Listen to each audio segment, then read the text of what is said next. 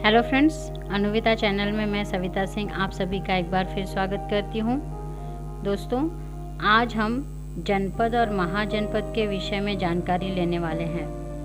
आज के वीडियो में हम जनपद और महाजनपद के बीच के अंतर को देखेंगे, 16 महाजनपदों की जानकारी लेंगे तथा मगध जो एक महाजनपद था उस साम्राज्य के उदय के विषय में जानकारी लेंगे। इसकी शुरुआत हम वैदिक युग से करेंगे। दोस्तों, हमने पहले वैदिक युग का वीडियो बनाया है, यदि आपने उसे अभी तक नहीं देखा तो ज़रूर देखिए। चलिए हम वहीं से शुरुआत करते हैं। वैदिक युग में लोगों का प्रमुख व्यवसाय पशुपालन था। जिसके पास सबसे ज़्यादा पशु होते थे वह सबसे अधिक समृद्ध माना जाता था।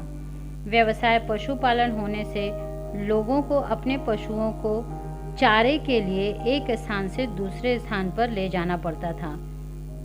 इसका अर्थ यही है कि वैदिक युग के लोगों का जीवन स्थिर नहीं था।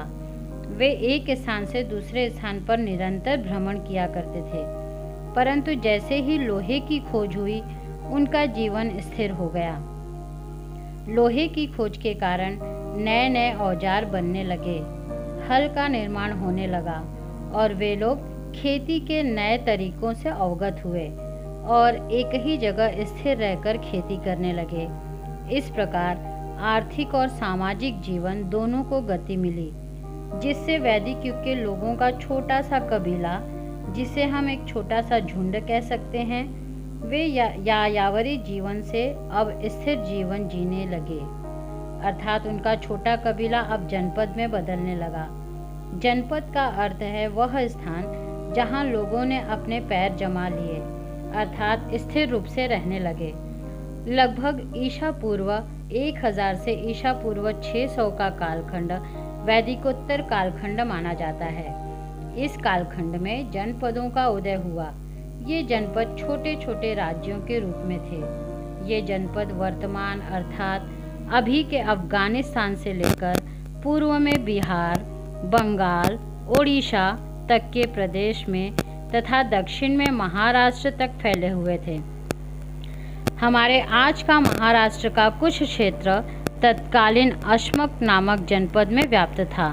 इन जनपदों की जानकारी हमें संस्कृत, पाली और अर्धमागधी साहित्यों द्वारा प्राप्त होती है। एक तरफ तो लोहे की खोज से आर्थिक और सामाजिक जीवन प्रगतिशील हो रहा था, वहीं दूसरी तरफ जैन धर्म, बौद्ध धर्म जैसे नए धर्मों का उदय भी हो रहा था। इस प्रकार धार्मिक क्रांति के साथ राजनैतिक क्रांति भी जन्म ले रही थी। अंगुत्तर निकाय जो एक बौद्ध ग्रंथ है, इसमें हमें महाजनपदों की जानकारी मिलती है। उसी प्रकार भगवती सूत्र जैन ग्रंथ द्वारा भी हमें महाजनपदों की जानकारी प्राप्त होती है। यदि हम भारत की बात करें तो जनपदों तथा महाजनपदों का विस्तार विशेष रूप से उत्तर भारत में ही हुआ। जनपद छोटे छोटे राज्यों में विभक्त थे। कुछ जनपदों में राजतंत्र विद्यमान था, उनके गणराज्य थे। जनपदों में अनुभवी व्यक्तियों की गण परिषद हुआ करती थी। गण परिषद का अर्थ है जनपद के अनुभवी व्यक्ति मीटिंग करते थे। वे एक दूसरे के साथ विचार विमर्श करके राज्य के प्रशासन से संबंधित निर्णय लेते थे और ये विचार विमर्श वे जहाँ बैठकर लेते थे उस सभागार को या हॉल को संथागार कहते थे। उस समय प्रत्येक जनपद के अपने अपने सिक्के होते थे। धीरे धीरे कुछ जनपदों के राजतंत्र के कारण वे जनपद अधिक बलशाली बनते गए। एक बलशाली जनपद दूसरे जनपद को अपने अधिकार में लेता गया। उनकी भौगोलिक सीमाओं का विस्तार होता गया। इन्हीं जनपदों का रूपांतरण महाजनपदों में होता गया। इस प्रकार छोटे छोटे कबीलों से जनपद बना और इन जनपदों ने आगे जाकर महाजनपद का रूप ले लिया। साहित्य में पाए गए उल्लेखों के आधार पर पता चलता है कि ईसा पूर्व 6वीं शताब्दी तक भारत में महाजनपदों में 16 महाजनपदों का विशेष महत्व था। इन 16 महाजनपदों को हम इस भारत के नक्शे में देखेंगे। ये देखो बच्चों, इस नक्शे में जैसा कि मैंने आपको पहले भी बताया कि जनपदों और महाजनपदों का विस्तार उत्तर भारत और मध्य भारत में अधिक हुआ, जिसमें विशेष रूप से बिहार, उत्तर प्रदेश, मध्य प्रदेश और राजस्थान के क्षेत्र में ये महाजनपद विशेष रूप से शक्तिशाली थे। आप इस मैप द्वारा इन सभी जनपदों को देख सकते हैं। इन महाजनपदों का राज्य बहुत बड़ा था। इनके महाजनपद बनने का एक कारण यह भी था कि इनके राज्य भौगोलिक दृष्टि से बड़े थे। ये लोग लोहे का अधिक प्रयोग करते थे। लोहे के प्रयोग से ये लोग अस्त्र शस्त्र और कृषि उपकरणों का अधिक निर्माण करते थे, उनका उपयोग करते थे और उनका व्यवसाय भी करते थे। इन 16 महाजनपदों में कोसल, वत्स, अवंती और मगध ये सबसे अधिक शक्तिशाली राज्य थे। इनकी अपनी राजधानियां थीं, परंतु धीरे धीरे केवल मगध ही एक ऐसा महाजनपद था जो सबसे अधिक संपन्न हुआ।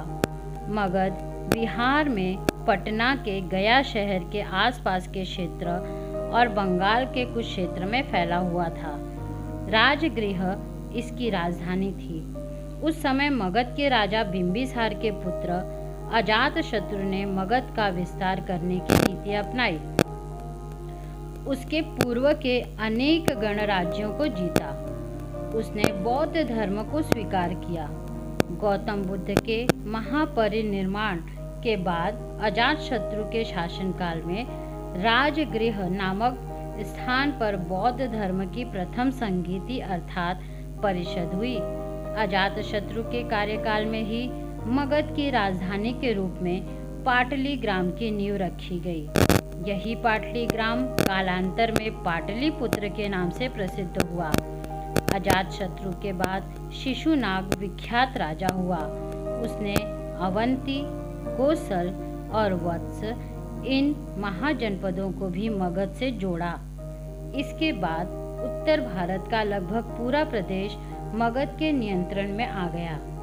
इसके पश्चात ईसा पूर्व 364 से 324 के कालखंड में मगध साम्राज्य की गद्दी पर नंद राजा आए। एक विशाल साम्राज्य के लिए जिस शासन व्यवस्था की आवश्यकता होती है, उस शासन व्यवस्था की स्थापना नंद राजाओं ने की। उनके पास चतुरंगिणी सेना थी, जिसमें थल सेना, अश्व सेना, रथ सेना और गज सेना का समावेश था। नंद राजाओं ने ही नाप तौल की प्रामाणिक प्रणाली का प्रारंभ किया। नंद वंश का अंतिम राजा धनानंद था। उसके समय तक मगध साम्राज्य का विस्तार पश्चिम में पंजाब तक हुआ, परंतु उससे पूरी प्रजा त्रस्त थी। धनानंद का कार्यकाल चंद्रगुप्त मौर्य से जुड़ा हुआ है। धनानंद के कार्यकाल में ही चंद्रगुप्त मौर्य ने पाटलिपुत्र को जीता और नंद राजवंश का अंत कर मौर्य साम्राज्य की स्थापना की। इस प्रकार दोस्तों, मगध साम्राज्य पर चंद्रगुप्त मौर्य के साथ साथ सिकंदर का भी आगमन हुआ। हमने अपने इस वीडियो द्वारा आपको जनपदों और महाजनपदों के बारे में अधिक से अधिक जानकारी देने की कोशिश की है। आशा है आपको हमारा ये वीडियो ज़रूर पसंद आएगा। यदि आपको हमारा ये वीडियो पसंद आता है तो इसे ज़रूर लाइक करें, अपने दोस्तों के साथ शेयर करें और अगर अभी तक आपने हमारे इस चैनल को सब्सक्राइब नहीं किया है तो तुरंत सब्सक्राइब करें। मिलते हैं फिर नए वीडियो में एक नए टॉपिक के साथ। तब तक के लिए थैंक यू, बाय।